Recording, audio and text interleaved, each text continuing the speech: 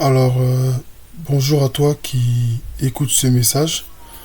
Alors, vraiment, c'était un message qui m'était venu à cœur, je crois que c'était ce matin ou hier soir.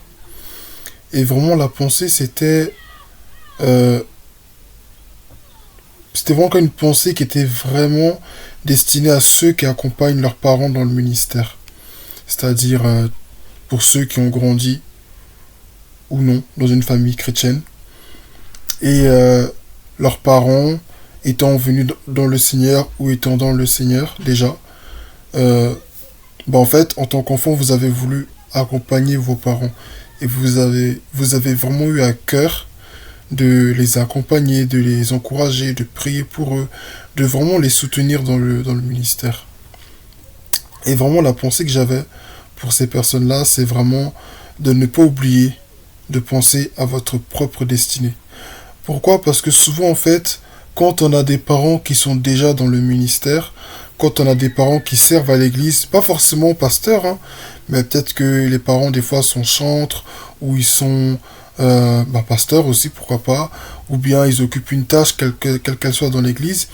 On veut être avec les parents, on veut les soutenir, on veut être avec eux, on veut vraiment participer à ce que Dieu fait au travers d'eux, ou bien des fois on sait la grâce que Dieu a mis sur la famille, donc on veut s'investir et on veut vraiment mettre en avant le plein potentiel que Dieu a mis en nous et on est prêt à s'investir à 100% pour ça. Je voudrais te dire à toi qui regarde cette vidéo que même si Dieu t'a mis aux côtés de tes parents pour servir, pour aider, pour fortifier, pour prier, n'oublie pas que tu as toi-même ta propre destinée, en fait, dans laquelle tu dois t'investir.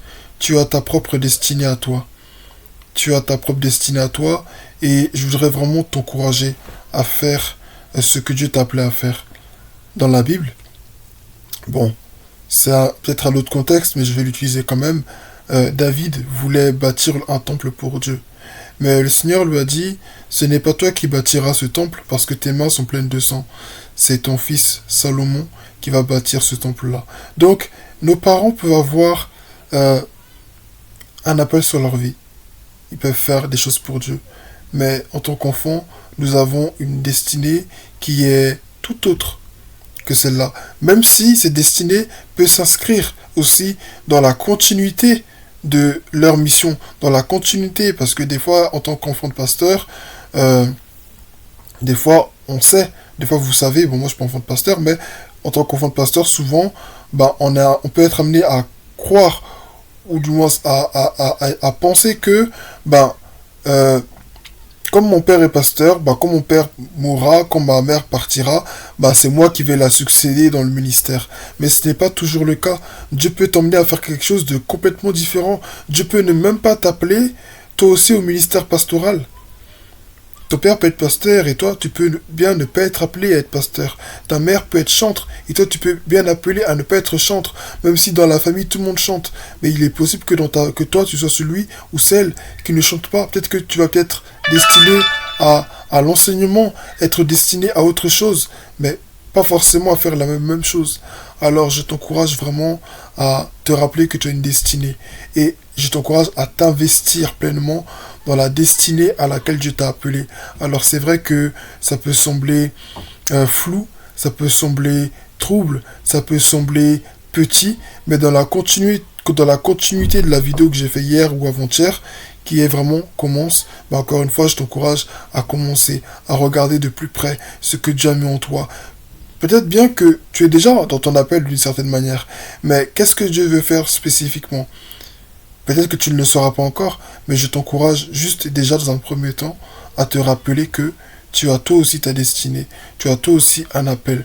Et l'appel de tes parents n'est pas ton appel à toi. La destinée de tes parents n'est pas ta destinée.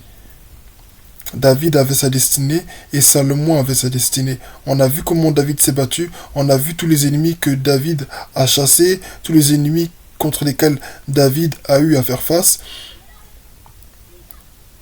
Ce n'était pas le cas pour Salomon, forcément. Ce n'était pas le cas pour Salomon. Donc, je t'encourage à vraiment rechercher Dieu dans ce domaine-là et à t'investir dans la destinée que Dieu t'a donnée.